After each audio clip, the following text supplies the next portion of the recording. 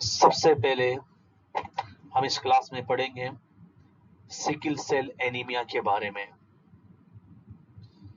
कल हम लोग पढ़ चुके थे एनीमिया के कुछ प्रकार, जिसमें हमने पढ़ा according to morphology, according to aetiology, haemorrhagic anaemia, haemolytic anaemia, iron deficiency anaemia, vitamin बी12 deficiency anaemia, folic acid deficiency anaemia. आज की क्लास है सिकल सेल एनीमिया की। साथ के साथ लिखिएगा और समझते भी जाइएगा, मैं बहुत धीरे धीरे पढ़ाऊंगा। Sickle cell anaemia. देखिए बच्चों, सबसे पहली बात यह है कि सिकल सेल एनीमिया है एक प्रकार का एनीमियाई। क्या एक प्रकार का एनीमियाई है? और आपको पता है एनीमिया है तो प्रॉब्लम आरबीसी में है। किसमें प्रॉब्लम है? सिकल का मतलब होता है सिकुड़ जाना। सिकल का मतलब क्या होता है बच्चों? श्रिंकेज। ये ऐसा एनीमिया है जिसमें आरबीसी सिकुड़ जाती है। आरबीसी, आपको पता है आरबीसी सिकुड़ कर सिकल सेप्ड हो जाती है। कैसे बताओ? सिकल सेप्ड का मतलब हो गया हंसिया आकार, जैसा हंसिया होता है ना वैसा हो जाती है, हंसिया आकार। और सिकल सेप्ड होने की वजह से नॉर्मली आरबीसी कैसी होती है बच्चों? Disc shape. कैसी होती है बताओ? जैसे डिस्क आती है ना, डीवीडी वगैरह की डिस्क जो आती है वैसी होती है आरबीसी। लेकिन नॉर्मल आरबीसी डिस्क की तरह होती है, लेकिन सिकल सेल एनीमिया में ये आरबीसी ऐसी हो जाती है सिकुड़कर। जब सिकुड़कर ऐसी हो जाएगी तो आपको पता है कि इसका जो सरफेस एरिया है वो कम हो जाएगा, और जब सरफेस एरिया कम हो जाएगा तो O2 को अपने साथ जोड़ने की जो कैपेसिटी है वो भी कम हो जाएगी। आई बात समझ में? जब आरबीसी का ऑक्सीजन कैरिंग कैपेसिटी कम हो जाता है उसी को तो क्या बोलते हैं? एनीमिया कहते हैं। एनीमिया का मतलब ही क्या है? Decrease O2 carrying capacity of RBC. RBC का ऑक्सीजन को अपने साथ जोड़ने की क्षमता कम हो जाना। तो प्यारे बच्चों, आप देखिएगा सामने कि जो सिकल सेल एनीमिया है उसमें सिकल्ड हो गया। क्या हो गया बच्चों बताओ? सिकल्ड। अब देखिए बच्चों, आप लोग देखेंगे बच्चों,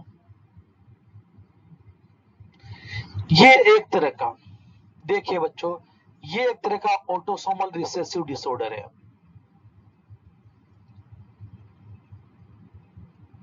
ऑटोसोमल रिसेसिव डिसऑर्डर है ये एक तरह का ऑटोसोमल रिसेसिव डिसऑर्डर है। आई बात समझ में? अरे बोलो हाँ। देखिएगा बच्चों, यहां पर आप देखिएगा, आखिर क्यों, आखिर क्यों जो आरबीसी है, जो आरबीसी नॉर्मल आरबीसी कैसी थी बताओ? Disc shape. कैसी थी बताओ? नॉर्मल आरबीसी कैसी थी बताओ? Disc shape.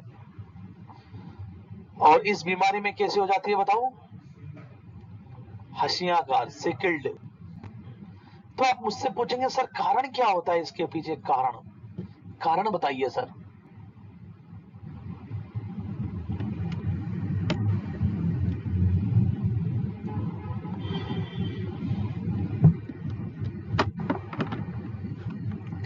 कारण आखिर क्यों, क्यों आपकी आरबीसी हंसियाकार हो चुकी है? आखिर आरबीसी क्यों हंसियाकार या सिकल्ड हो चुकी है?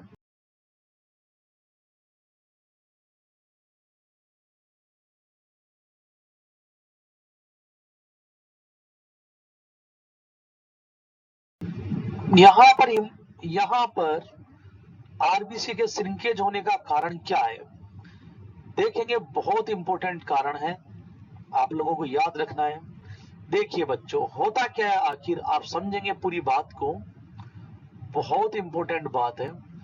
आपको पता है कि आरबीसी में हीमोग्लोबिन होता है, और जो हीमोग्लोबिन होता है बच्चों, ध्यान से समझिएगा, हीम प्लस ग्लोबिन से बना होता है। और आपको पता है ग्लोबिन में 2 अल्फा चेन होती है, 2 बीटा चेन होती है। जो अल्फा चेन होती है वो 141 अमाइनो एसिड से बनी होती है, जबकि बीटा चेन 146 अमाइनो एसिड से बने होते हैं। आई बात समझ में बच्चों? अरे बोलो। अब देखिए बच्चों, आपके पास, आपको पता है जितने भी अमाइनो एसिड हैं, ध्यान से सुनिएगा बच्चों, ये जो अल्फा चेन को बनाने वाले, अल्फा चेन को बनाने वाले, ध्यान से सुनिएगा। देखो ये चेन कैसे बनती है? अमाइनो एसिड आपस में जुड़ते हैं, अमाइनो एसिड आपस में जुड़ते हैं। और कौन सी चेन बनाएंगे आपके पास में? अमाइनो एसिड की चेन। किसकी चेन? अब कौन सी चेन बननी है? अल्फा बननी है या बीटा बननी है? इसके जो कोड होते हैं क्रोमोसोम्स के पास होते हैं। किसके पास में? अल्फा चेन बनाने के जो कोड होते हैं वो क्रोमोसोम नंबर 16 पर होते हैं, अल्फा चेन बनाने वाले कोड। जबकि बीटा चेन बनाने वाले जो कोड होते हैं वो क्रोमोसोम नंबर 11 पर होते हैं। कहां पर होते हैं बच्चों? अब देखिए बच्चों, होता क्या है आपके कि आप बात करेंगे सिकल सेल एनीमिया की, तो यहां पर ये जो चेन है अल्फा चेन तो क्या होती है? नॉर्मल। क्या होती है बताओ? जबकि बीटा चेन के जो कोड होते हैं, बीटा चेन के जो कोड कहां पर होते हैं? कोड बताओ। क्रोमोसोम नंबर 11 पे। ये कोड जो है नॉर्मल कौन से होंगे? देखो नॉर्मल कोड होते हैं, मैं आपको बता दूं बीटा चेन बनाने के लिए, GAG। GAG कहां पे पाए जाते हैं बताओ? क्रोमोसोम्स में। कहां पे? हाँ, GAG। जी का मतलब गुआनिन, ए का मतलब एडिनिन, फिर जी का मतलब गुआनिन। सेल में पढ़ा था आप लोगों ने। तो नॉर्मल कोड ये होते हैं आपके बीटा चेन को बनाने के लिए। लेकिन होता क्या है बच्चों, यहां पर पॉइंट म्यूटेशन हो जाता है। क्या हो जाता है बच्चों? बताइए क्या हो जाता है बच्चों? ये बहुत बड़ी बात है पॉइंट म्यूटेशन की। एक पॉइंट में चेंज होने की वजह से ये बीमारी हो जाती है। और क्या हो जाता है पॉइंट म्यूटेशन? इस एडिनिन की जगह पर थाइमिन आ जाता है। बस इतनी सी चेंजेज हो गया और बीमारी हो गई। कौन सी बताओ? Sickle cell anaemia. कौन सी बीमारी हो गई? इस एडिनिन की जगह पे थाइमिन आ जाता है बच्चों। और होता क्या है इस थाइमिन की वजह से? जब ये थाइमिन आ जाता है आपके किसके अंदर? बीटा चेन के अंदर। तो ये क्या करता है बच्चों आपके, तुम्हें पता है कहां पर है बताओ बीटा चेन? हीमोग्लोबिन के अंदर। कहां पर है बताओ? ये हीमोग्लोबिन है मान के चलो। हीमोग्लोबिन में किस पे? ग्लोबिन की बीटा चेन पर है। तो ये जो थाइमिन होता है बच्चों, ये थाइमिन क्या करता है? हाइड्रोफोबिक होता है। क्या होता है बच्चों? हाइड्रोफोबिक। और हाइड्रोफोबिक होने की वजह से ये हीमोग्लोबिन का पूरा वाटर निकाल देता है। हीमोग्लोबिन का वाटर बाहर निकाल देता है, आउट कर देता है। और हीमोग्लोबिन का जब पानी निकल जाएगा तो हीमोग्लोबिन क्या? सिकुड़ जाएगी हीमोग्लोबिन। और हीमोग्लोबिन सिकुड़ने की वजह से आरबीसी भी क्या हो जाती है? सिकुड़ जाती है। आरबीसी भी क्या हो जाती है बच्चों? सिकुड़ जाती है। तो सारी बात समझ में आई? आखिर आरबीसी क्यों सिकुड़ जाती है? थाइमिन की वजह से। किसकी वजह से? कौन आ गया बताओ एडिनिन की जगह पे? जिसे क्या बोलते हैं? Point mutation. क्या बोलते हैं बताओ? क्लियर है बच्चों?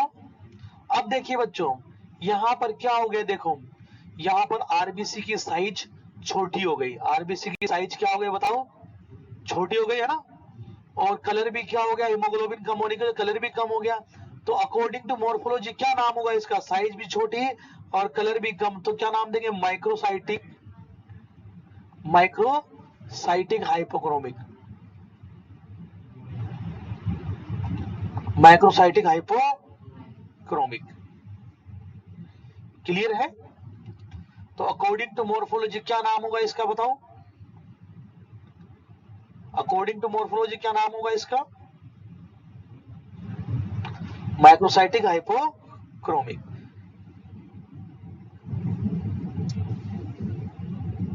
मॉर्फोलॉजी नाम हो गया microcytic hypochromic.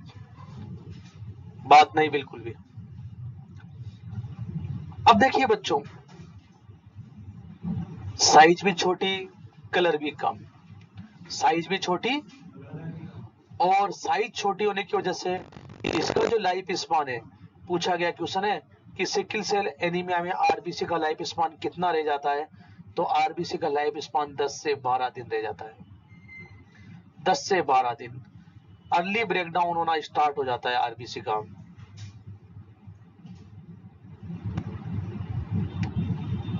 Early breakdown of RBC, इसीलिए हम इसको हीमोलाइटिक एनीमिया भी कहते हैं। हीमोलाइटिक एनीमिया का मतलब हीमोलाइसिस, जो आरबीसी है उनका समय से पहले टूटना। जिस किसी भी एनीमिया में आरबीसी समय से पहले टूटती है तो वो हीमोलाइटिक एनीमिया कहलाता है।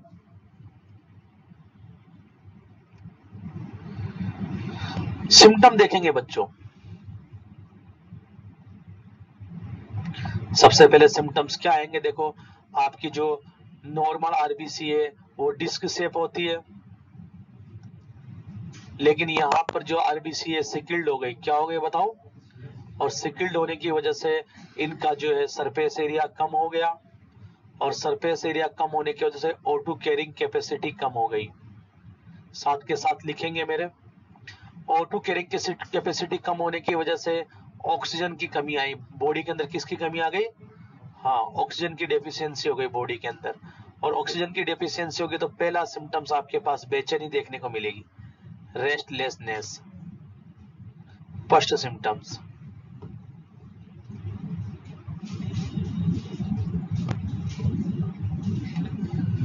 अगला देखिए बच्चों, दूसरा सिम्टम्स क्या आएगा?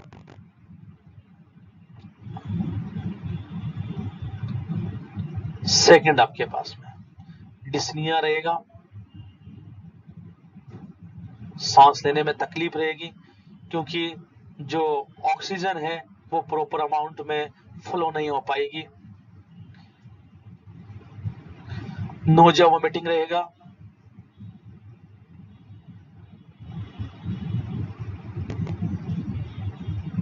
नोजिया वोमिटिंग रहेगा। और क्या रहेगा बच्चों? देखिए, बॉडी के जो पेरिफेरल ऑर्गन्स हैं, आपके ऑक्सीजन में जो आपके आरबीसी उसमें डिफेक्ट है, और आरबीसी में डिफेक्ट होने की वजह से जो ऑक्सीजन है वो प्रॉपर अमाउंट में सर्कुलेट नहीं हो पा रही है। तो ज्यादातर जो है ऑक्सीजन पास के एरिया में तो ऑक्सीजन पहुंच जाएगी, लेकिन जो दूर के एरिया है बॉडी के, जो पेरिफेरल एरिया है बॉडी के, जैसे आपके हाथ और पैर है, वहां पर ऑक्सीजन कम पहुंचेगी। कहने का मतलब deficiency of oxygen in peripheral area. Peripheral area में ऑक्सीजन की डेफिशिएंसी रहेगी, कहने का मतलब हाइपोक्सिया रहेगा।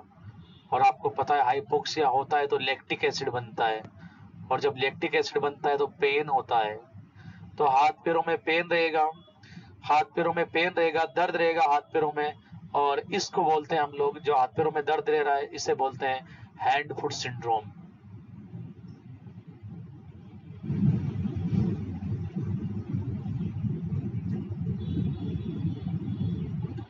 हैंड फुट सिंड्रोम किस में देखने को मिलता है? सिकल सेल एनीमिया में। और क्या होगा बच्चों आपकी, देखो और सिम्टम क्या होगा? पांचवा सिम्टम्स आपके क्या देखने को मिलेगा कि आपकी जो आरबीसी है उसका ब्रेकडाउन बढ़ चुका है। आरबीसी का ब्रेकडाउन बढ़ चुका है, क्योंकि आरबीसी का जीवन काल कितना रह गया? यहाँ पर 10 से 12 दिन रह गया। तो आरबीसी का ब्रेकडाउन बहुत ज्यादा बढ़ गया, जिसकी वजह से आपको पता है जब आरबीसी बढ़ेगा का ब्रेकडाउन बढ़ेगा तो आरबीसी का ब्रेकडाउन कहाँ होता है? स्प्लीन में। कहाँ होता है? तो स्प्लीन के अंदर आरबीसी का कचरा जमा होने लगेगा, और स्प्लीन क्या हो जाएगा? सूज जाएगा। आरबीसी का ब्रेकडाउन बढ़ गया और स्प्लीन में होगा ब्रेकडाउन, तो स्प्लीन हाइपर फंक्शन करेगा। क्या करेगा बताओ? ज्यादा फंक्शन करने की वजह से स्प्लीन में सूजन आ जाएगी, और स्प्लीन में सूजन आने को स्प्लीनोमेगेली कहते हैं। क्या कहते हैं? हाँ, स्प्लीन में सूजन आ जाएगी।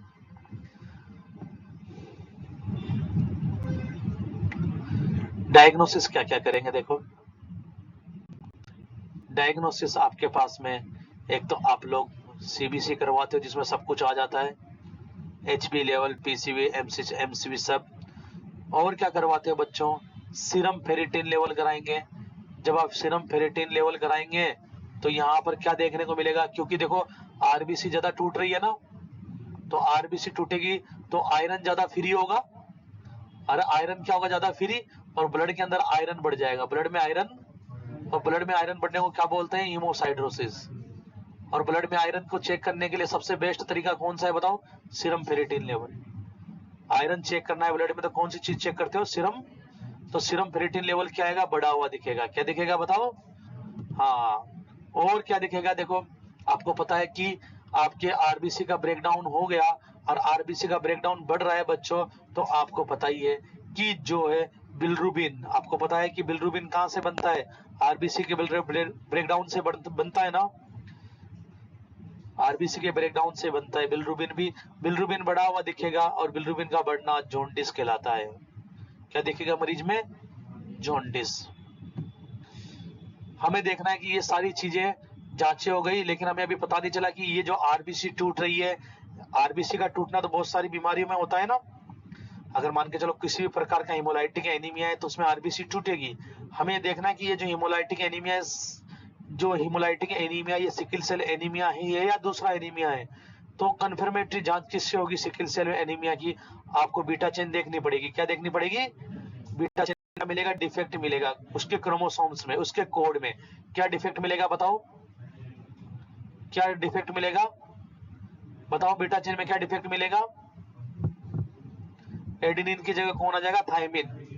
एडेनिन की जगह कौन आ जाएगा, थायमिन आ जाएगा।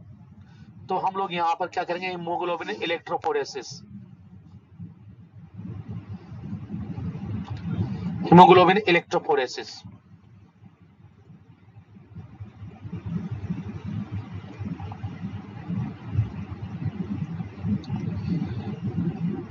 मैनेजमेंट की बात करेंगे, देखो मैनेजमेंट आपके पास में सबसे पहली चीज ऑक्सीजन देंगे फर्स्ट प्रायोरिटी पे, क्योंकि किसकी कमी आ रही है बताओ, ऑक्सीजन की। दूसरी प्रायोरिटी पे आपका जो ब्लड है वो गाढ़ा होता जा रहा है, जो आरबीसी वो सिकल सेल होने के जैसे आपस में चिपकती जा रही है, तो आईवी थेरेपी देंगे। ऑक्सीजन की डिमांड को कम करें और जो है लैक्टिक एसिड कम से कम बने, हैंड फुट सिंड्रोम कम से कम हो, इसलिए रेस्ट कराएंगे। और पेन के मैनेजमेंट के लिए, पेन को सही करने के लिए मॉर्फिन देंगे यहाँ पे।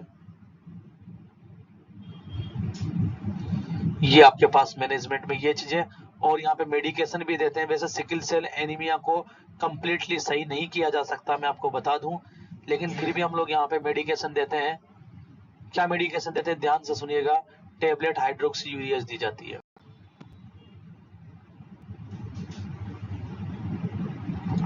Hydroxy urease.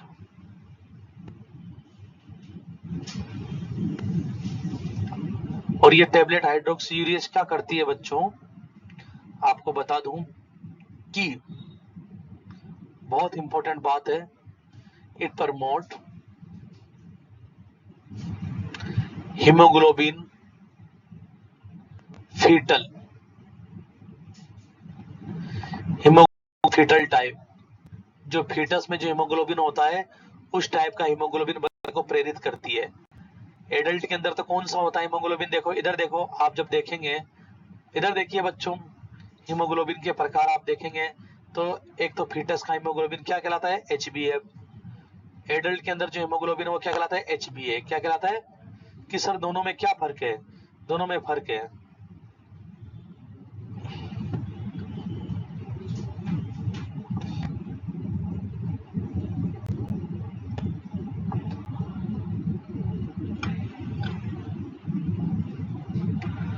दोनों में क्या फर्क है, देखो HB और HbF में मैं आपको बता दूं, जो HbA है बच्चों, हीमोग्लोबिन एडल्ट टाइप का ना, ये जो है देखो इसके अंदर ज्यादातर जो है हीमोग्लोबिन एडल्ट टाइप ही पाया जाता है 99%। कितना बताओ, और 1% क्या होता है, हीमोग्लोबिन फीटल होता है हमारे अंदर भी, फीटस टाइप का।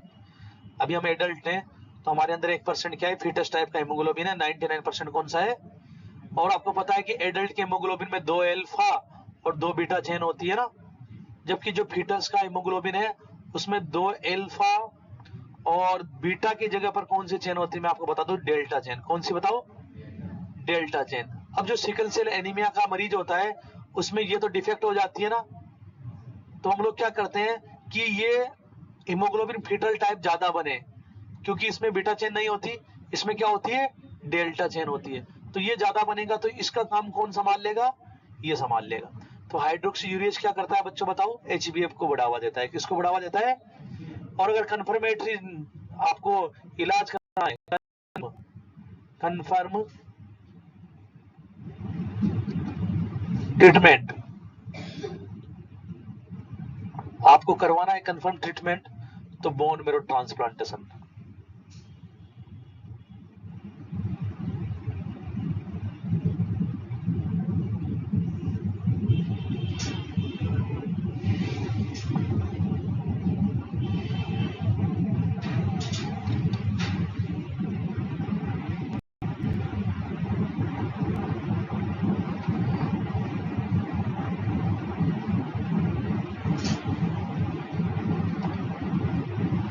बोन मेरो ट्रांसप्लांटेशन कराएंगे आप लोग। ये आपके पास में होता है बच्चों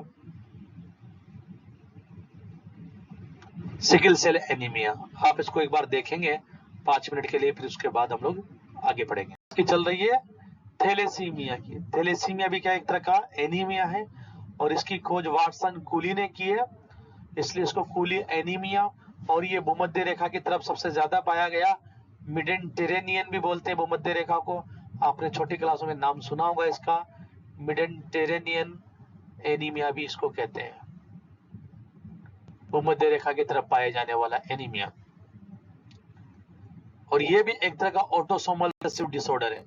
इट इज, जिस तरीके से आपके सिकल सेल एनीमिया था वैसे ही ये भी ऑटोसोमल रिसेसिव डिसऑर्डर है, ऑटोसोमल रिसेसिव डिसऑर्डर है ये भी।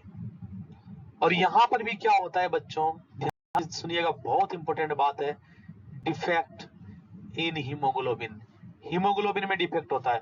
हीमोग्लोबिन भी कहां पर, ग्लोबिन चेन में। ग्लोबिन चेन में भी कौन सी चेन में सर, बीटा चेन में। कौन सी चेन में, हाँ, जो डिफेक्ट होता है बच्चों यहाँ पर बीटा चेन में भी हो सकता है, अल्फा चेन में, मेन ग्लोबिन चेन में डिफेक्ट होता है। किसमें बताओ, हाँ, जिस चेन में डिफेक्ट होगा उसी प्रकार का थैलेसीमिया कहलाता है। अगर अल्फा चेन में डिफेक्ट है तो अल्फा थैलेसीमिया, और बीटा चेन में डिफेक्ट है तो बीटा थैलेसीमिया। ग्लोबिन चेन में डिफेक्ट होता है। किसमें डिफेक्ट होता है बताओ, ग्लोबिन चेन में। तो देखिए आपको पता ही है कि ग्लोबिन चेन कितने प्रकार की होती है बताओ, 2 प्रकार की, एक तो अल्फा चेन, एक बीटा चेन। अगर अल्फा चेन में डिफेक्ट है, अगर अल्फा चेन में डिफेक्ट है तो क्या कहलाएगा बताओ, अल्फा थैलेसीमिया। क्या कहलाएगा बताओ, अल्फा थैलेसीमिया। और अगर बीटा चेन में डिफेक्ट है तो बीटा थैलेसीमिया कहलाएगा। बात करते हैं सबसे पहले अल्फा थैलेसीमिया की।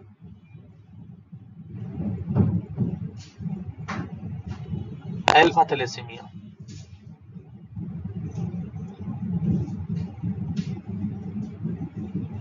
अल्फा थैलेसीमिया,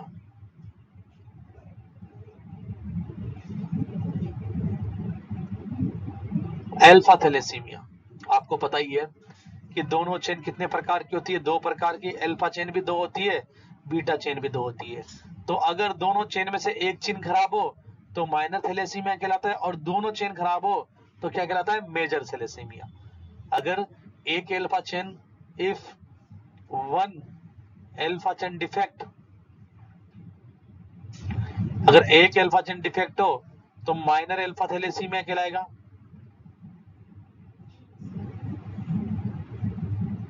और अगर बोथ अल्फा चेन डिफेक्ट हो तो मेजर अल्फा थैलेसीमिया कहलाएगा।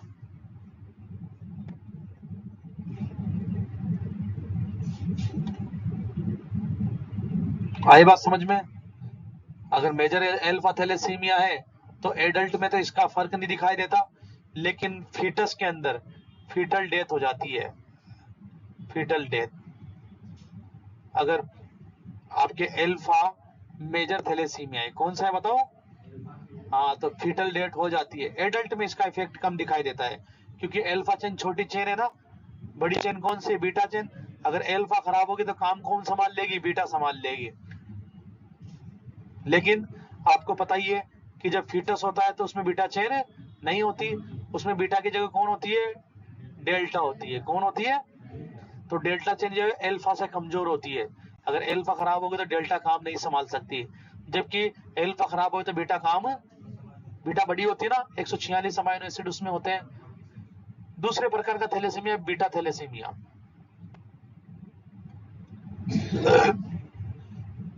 बीटा थैलेसीमिया भी दो प्रकार का होता है आपके पास में। अगर if one beta chain defect तो माइनर बीटा थैलेसीमिया,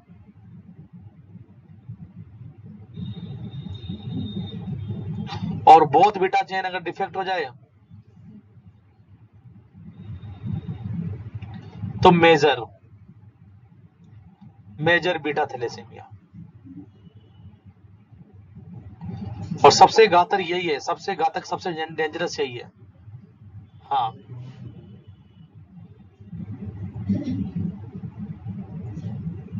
सबसे डेंजरस यही है।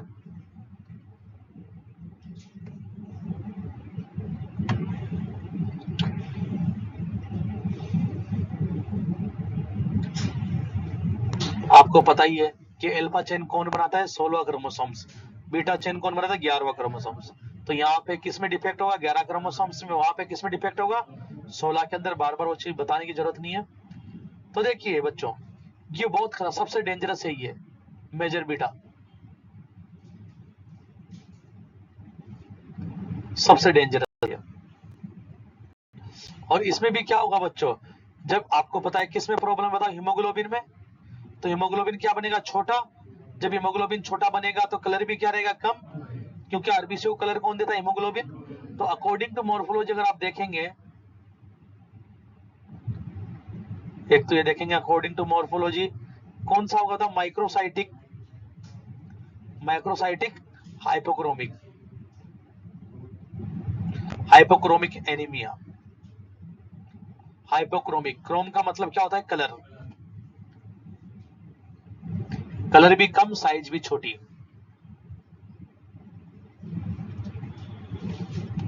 इसमें भी सिम्टम वही देखने को मिलेंगे, देखो सिकल सेल एनीमिया की तरह ही। पहली बात तो कि ऑक्सीजन कैरिंग कैपेसिटी कम हो जाएगी तो क्या देखने को मिलेगा? ऑक्सीजन की कमी, तो बेचैनी रहेगी। क्या रहेगी बच्चों बताओ? डिस्निया रहेगा, पेन रहेगा, हाँ नोजिया वोमिटिंग रहेगा, पेन रहेगा। और आपको पता ही, यहाँ पर भी ध्यान से सुनिएगा, जिस तरीके से वहां पे आरबीसी का लाइफ स्पान कितना रह जाता? 10 से 12 दिन रह जाता, तो यहाँ भी 10 से 12 दिन रह जाएगा। तो क्या रहेगा बताओ? Haemolytic anaemia. क्या रहेगा बताओ? ये भी थैलेसीमिया भी एक प्रकार का क्या है बताओ? हीमोलाइटिक एनीमिया है। क्या है बताओ? हाँ, जब हीमोलाइटिक एनीमिया होता है तो आपको पता ही है क्या होता है, आप अच्छी तरह जानते हो कि आरबीसी जल्दी जल्दी टूटेगी ना, इंक्रीज आरबीसी डिस्ट्रक्शन। आरबीसी जल्दी जल्दी टूटेगी तो बताओ, तुम्हें पता ही है कि एक तो जो है ब्लड के अंदर आयरन बढ़ जाएगा, ये तो पता है आपको। आरबीसी जब जो जल्दी जल्दी टूटेगी तो ब्लड में आयरन बढ़ जाएगा।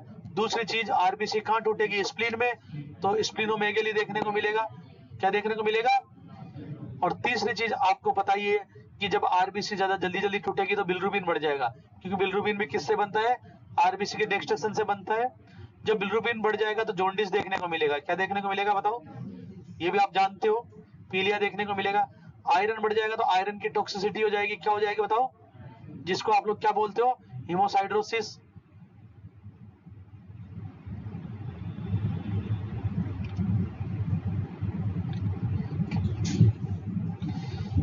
और जब ब्लड जल्दी जल्दी टूटना स्टार्ट कर देगा, आरबीसी जल्दी टूटना स्टार्ट कर देगी, तो बताओ आरबीसी फॉर्मेशन बढ़ेगा या घटेगा? बढ़ेगा।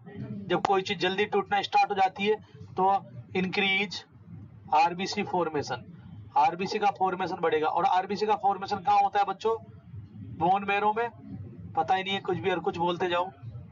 आरबीसी का फॉर्मेशन कहाँ होता है? बोन मैरो में। और सबसे ज्यादा बोन मैरो कहाँ पाई जाती है? फ्लैट बोन में। कहाँ पर? Flat bone. कौन कौन से फ्लैट बोन में आपको बता दो? स्कल की बोन में। किसमें बताओ? हाँ, सबसे ज्यादा बोन मैरो स्कल की बोन, क्योंकि फ्लैट बोन वही है और यहाँ पर क्या होगा, इधर देखो, यहाँ पर स्कल की बोन के अंदर आरबीसी का फॉर्मेशन बहुत जल्दी जल्दी होगा, जिसकी वजह से स्कल की बोन का एनलार्जमेंट हो जाएगा। क्या हो जाएगा, ये क्वेश्चन आया हुआ है, स्कल बोन एनलार्जमेंट कौन सी बीमारी में देखने को मिलता है, थैलेसीमिया में। किसमें बताओ, थैलेसीमिया में। डायग्नोसिस क्या करेंगे, वही same to same confirmatory diagnosis, वही सीबीसी कराएंगे। और कंफर्मेटरी डायग्नोसिस क्या होगा बताओ, क्या होगा कंफर्मेटरी डायग्नोसिस बताओ, हीमोग्लोबिन इलेक्ट्रोपोरेसिस। अभी अभी तो लिखाया था कि हीमोग्लोबिन में प्रॉब्लम हो तो इलेक्ट्रोपोरेसिस, हीमोग्लोबिन इलेक्ट्रोपोरेसिस करेंगे ना। मैनेजमेंट क्या करेंगे, वही ऑक्सीजन देंगे, वही सब कुछ management.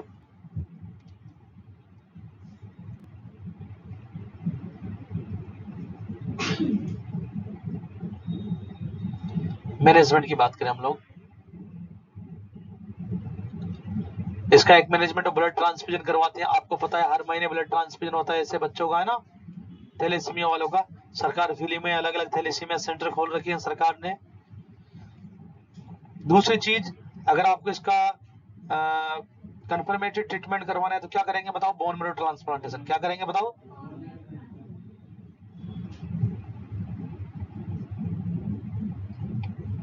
Bone marrow transplantation, bone marrow transplantation, है ना। G6PD डेफिशिएंसी क्या होती है, देखो आरबीसी की जो सरफेस है उसको स्टेबलाइज बनाए रखने के लिए G6PD की जरूरत पड़ती है। G6PD की फुल फॉर्म ग्लूकोज 6 फॉस्फेट डीऑक्सिलेज है, और इसकी डेफिशिएंसी होने से एनीमिया हो सकता है, क्योंकि जो आरबीसी की दीवार है वो स्टेबलाइज नहीं रहेगी और आरबीसी टूटना स्टार्ट कर देगी। आपसे पूछा जाए कि G6PD की डेफिशिएंसी किन किन कंडीशन में हो सकती है, मलेरिया की दवाई, यूटीआई की दवाई, इन्फेक्शन।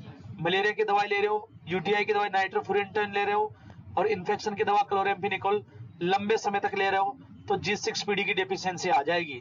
जब G6PD की डेफिशिएंसी आ जाएगी बच्चों, तो आपको पता है कि आरबीसी क्या हो जाएगी, वीक। और जब आरबीसी वीक हो जाएगी तो आपको पता ही है कि आरबीसी वीक होने पर आरबीसी का ब्रेकडाउन क्या होने लगेगा, अर्ली ब्रेकडाउन होने लगेगा। जब आरबीसी का अर्ली ब्रेकडाउन होने लगेगा तो उसे आप क्या कहेंगे, हिमोलाइटिक एनीमिया। आरबीसी की जो है दीवार कट फट जाएगी, तो कटफटी हुई दीवार को हम क्या कहेंगे, हेंज बॉडी। क्या कहेंगे, ये क्वेश्चन कई बार एग्जाम में आया हुआ है कि हेंज बॉडी किस में देखने को मिला है, तो आप क्या बताएंगे, G6। हमेशा मलेरिया की दवा चलती रहती है, तो मलेरिया की दवा लेने के बाद में डॉक्टर G6PD की जांच करवाता है, ये देखने के लिए कि मरीज में G6PD की कमी तो नहीं आई है कहीं, उसकी वजह से एनीमिया तो नहीं हो गया कहीं। अगला था aplastic anaemia. Aplastic anaemia, aplastic anaemia बच्चों कीमोथेरेपी वाले मरीज, रेडिएशन थेरेपी वाले मरीज, वायरल इंफेक्शन वाले मरीजों में देखने को मिलता है। आखिर क्यों, क्योंकि देखो कीमोथेरेपी, आपकी वायरल इंफेक्शन और आपकी रेडिएशन थेरेपी, ये बोन मेरो को क्या कर देते हैं, सप्रेस कर देते हैं। बोन मेरो को क्या कर देते हैं, सप्रेस कर देते हैं। और बोन मेरो सप्रेस होने की वजह से जो है ब्लड सेल्स का निर्माण नहीं हो पाता, ब्लड सेल्स का निर्माण नहीं हो पाता, क्योंकि ब्लड सेल कहाँ बनती है बताओ, बोन मेरो में बनती है। कहाँ बनती है ब्लड सेल्स बताओ, बोन मेरो के अंदर। कीमोथेरेपी की वजह से, रेडिएशन थेरेपी, वायरल इंफेक्शन की वजह से बोन मेरो सप्रेस हो जाती है और ब्लड सेल्स का निर्माण नहीं हो पाता। आरबीसी कम बनती है, डब्ल्यूबीसी कम बनती है और प्लेटलेट कम बनती है। आरबीसी कम बनने को इरिथ्रोपिनिया, डब्ल्यूबीसी कम बनने को ल्यूकोपिनिया और प्लेटलेट कम बनने को थ्रोम्बोपिनिया कहते हैं। अगर आरबीसी कम बनेगी तो सिम्टम रेस्टलेसनेस, डिस्निया, टेकिकार्डिया देखने को मिलेगा। और ल्यूकोपिनिया हो जाए, डब्ल्यूबीसी कमी हो जाए तो इन्फेक्शन देखने को मिलेगा। और अगर प्लेटलेट की कमी आ जाएगी तो क्या देखने को मिलेगा बताओ, ब्लीडिंग देखने को मिलेगी। क्या देखने को मिलेगी, ब्लीडिंग देखने को मिलेगी। इसमें टेकिकार्डिया लिखेंगे ना, यहाँ पे टेकिकार्डिया, टेकिकार्डिया रहता है। एनीमिया वाले सारे मरीजों को टेकिकार्डिया रहता है वैसे भी। कन्फर्मेटरी डायग्नोसिस की बात करें तो बोन मैरो की बीमारी है तो बोन मैरो एस्पायरेशन करेंगे, और अगर इसका कन्फर्मेटरी ट्रीटमेंट की बात करें तो आप लोग बोन मैरो ट्रांसप्लांटेशन करेंगे। क्या करेंगे बताओ, बोन मैरो ट्रांसप्लांटेशन। आगे बात समझ में, इन्फेक्शन से बचाएंगे मरीज को। मेन देखो ध्यान से सुनिएगा बच्चों कि जो आपके एप्लास्टिक एनीमिया का मरीज होता है उसमें मेन ध्यान यही रखा जाता है, मेन फोकस किस पे रखा जाता है बताओ? अप्लास्टिक एनीमिया में इन्फेक्शन से बचाना, और इन्फेक्शन से बचाने के लिए सबसे अच्छा काम क्या है बताओ? Hand washing. हैंड वॉशिंग, उसको साफ रहने के लिए कहेंगे, भीड़ भाड़ वाले इलाकों में जाने से बचाएंगे उनको, है ना? हाँ, और क्या करेंगे बताओ? इसके अलावा मरीज को इंजरी से बचाएंगे। किससे बचाएंगे? क्योंकि अगर इंजरी हो गई तो क्या होगा बताओ? ब्लीडिंग होगी। आ गई बात समझ में? हाँ, जितने भी एनीमिया के मरीज होते हैं उनको पहाड़ी एरिया में जाने से मना किया जाता है। पहाड़ी एरिया में ऑक्सीजन की क्या रहती है? कमी रहती है, और उसकी सांस फूलने लगती है वहां पे। जितनी भी एनीमिया के मरीज होंगे सभी को पहाड़ी एरिया में जाने से क्या किया जाता है? मना। हाई एल्टीट्यूड में घूमने से मना करेंगे। हिमाचल वगैरह नहीं जा, कश्मीर मत जा। आई बात समझ में?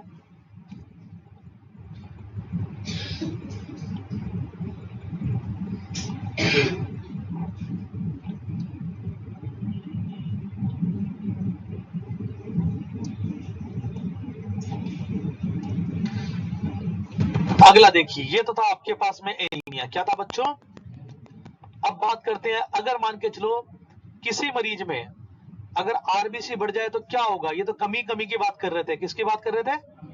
अगर आरबीसी बढ़ जाए तो क्या कंडीशन पैदा होगी? अगर आरबीसी बढ़ जाए तो इसको बोलते हैं पॉलीसाइथीमिया। क्या बोलते हैं बच्चों? ध्यान दीजिएगा, पॉलीसाइथीमिया। देखिए बच्चों, पॉलीसाइथीमिया आपके पास में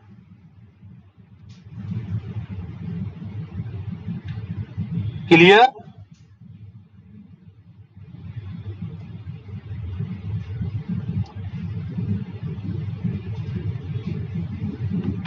देखिए, पॉलीसाइथीमिया को पॉलीसाइथीमिया वेरा भी कहते हैं। क्या कहते हैं? वेरा। ये दो प्रकार के होते हैं, प्राइमरी और सेकेंडरी।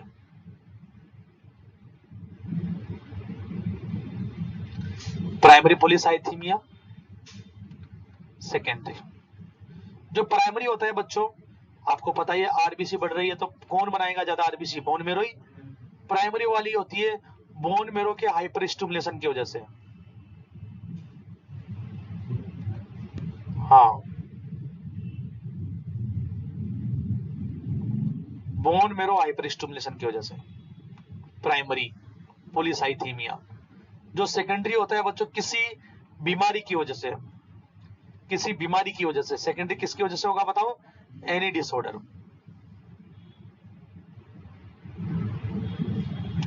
किसी भी डिसऑर्डर।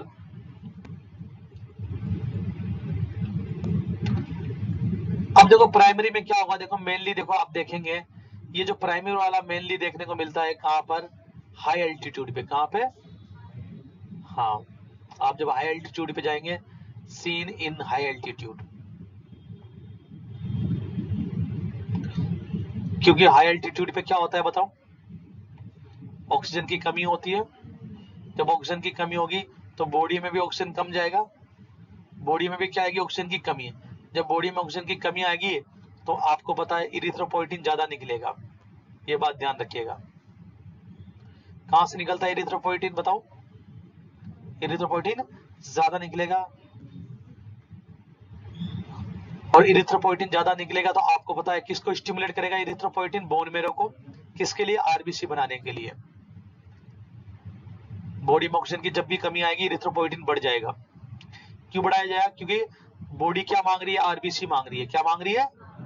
जब भी ऑक्सीजन की कमी आएगी आरबीसी बढ़ेगी। क्यों आरबीसी बढ़ेगी? क्योंकि ऑक्सीजन को कौन लेके जाएगा? आरबीसी तो लेके जाएगी। बॉडी अपने आप को सही करने की कोशिश करती है ना, तो इरिथ्रोपोइटिन बढ़ जाएगा।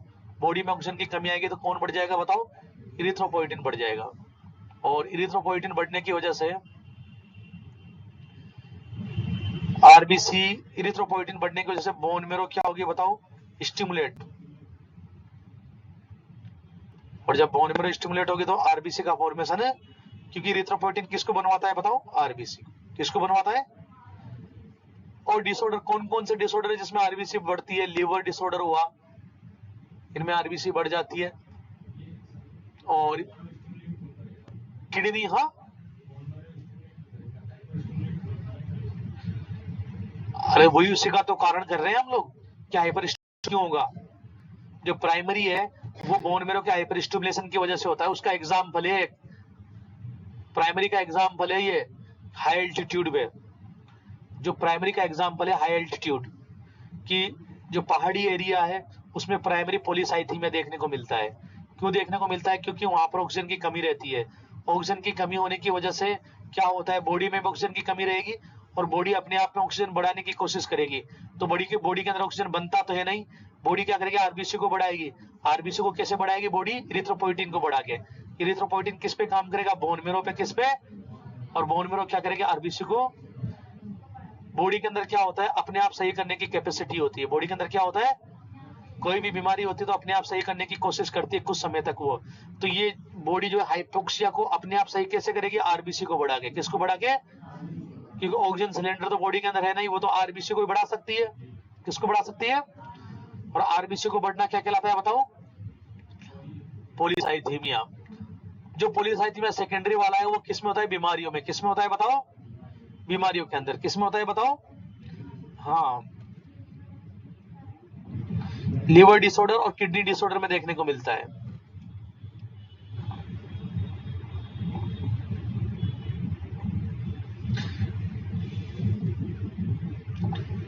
इसमें दो प्रकार के सिम्टम देखने को मिलेंगे, मेजर और माइनर।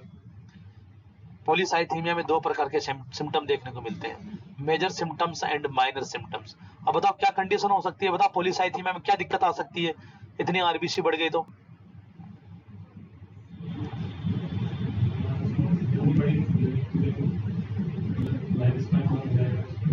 हाँ, एक तो लाइफ स्पान कम हो जाएगा। देखो, major symptoms and minor symptom. Minor symptom क्या क्या देखने को मिलेंगे? आपको पता है कि आरबीसी बढ़ गई तो खून की जो है गाढ़ापन बढ़ जाएगा, हेडेक रहेगा मरीज को। खून का गाढ़ापन बढ़ने पर बीपी बढ़ जाता है। क्या बढ़ जाता है? और बीपी बढ़ने की वजह से हेडेक रहेगा। और साथ में जो है खून का गाढ़ापन बढ़ने की वजह से क्या रहेगा? डिहाइड्रेशन। क्या रहेगा? आपको पता ही है, डिहाइड्रेशन रहेगा, ब्लड का बढ़ गया। क्यों बढ़ गया? क्योंकि आरबीसी बढ़ गई। मेजर सिम्टम में क्या देखने को मिलेगा बच्चों? ध्यान से देखिएगा कि आपकी आरबीसी बढ़ गई तो आरबीसी जो है, आरबीसी आपस में क्या होने लगेगी? चिपकने लगेगी। अरे चिपकने लगेगी ना, बहुत संख्या में आरबीसी बड़े अटैच होने लगेगी और क्लोड बनने के चांसेस रहेंगे। किसके चांसेस रहेंगे बताओ? ब्लड के अंदर क्लोड फॉर्मेशन होने की संभावना रहेगी। पहली बात तो ये। दूसरी चीज, आरबीसी ज्यादा बन रही है, इंक्रीज आरबीसी फॉर्मेशन। जब आरबीसी ज्यादा बन रही है, जल्दी जल्दी बन रही है, तो इमेच्योर बनेगी। क्या बनेगी बताओ? और जब इमेच्योर बनेगी तो लाइफ स्पान क्या रहेगा बताओ? कम रहेगा। और लाइफ स्पान कम रहेगा तो अर्ली डिस्ट्रक्शन होगा। क्या होगा बताओ? डिस्ट्रक्शन का मतलब जल्दी टूटेगी आरबीसी। आरबीसी जल्दी टूटेगी, और आरबीसी जब जल्दी टूटेगी तो आपको पता ही है क्या रहेगा बताओ? आरबीसी का जल्दी टूटना एनीमिया हो सकता है आपके पास में। यहाँ पे आपके यहाँ पे जॉन्डिस देखने को मिल सकता है आपके पास में। आपको हिमोसाइड्रोसिस देखने को मिल सकता है। आपको पता है जब भी आरबीसी जल्दी टूटती है या ज्यादा टूटती है तो तीनों कंडीशन ही देखने को मिलती है ना। जॉन्डिस देखने को मिलता है, हिमोसाइड्रोसिस देखने को मिलता है। देखा आप लोगों ने, अभी पढ़ा था। अरे हिमोलाइटिक एनीमिया में यह चीज तो होती है, आरबीसी का अर्ली डिस्ट्रक्शन होने लगता है। और क्या देखने को मिलता है बताओ? आरबीसी जल्दी टूटती है, स्प्लीन फूल जाता है। क्या फूल जाता है? हाँ। और अगर क्लोट हो गया तो क्या होने के चांसेस रहते हैं? क्लोट ब्रेन में पहुंच सकता है। कहां पहुंच सकता है क्लोट बताओ? अगर ब्रेन में पहुंच गया तो क्या हो सकता है? ब्रेन स्ट्रोक आ सकता है। क्या हो सकता है बताओ?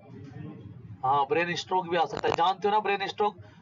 ब्रेन में ब्लड सप्लाई रुक जाना, ब्रेन में ब्लड सप्लाई रुक जाना ब्रेन स्ट्रोक कहलाता है।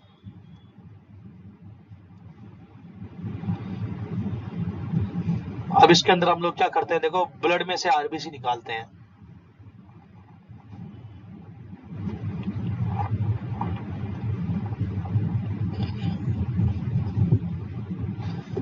देखिए ट्रीटमेंट,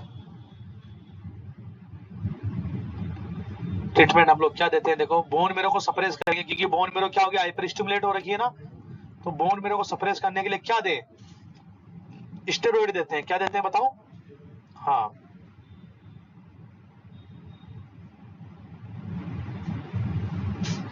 क्या देते हैं बताओ? स्टेरॉइड देते हैं।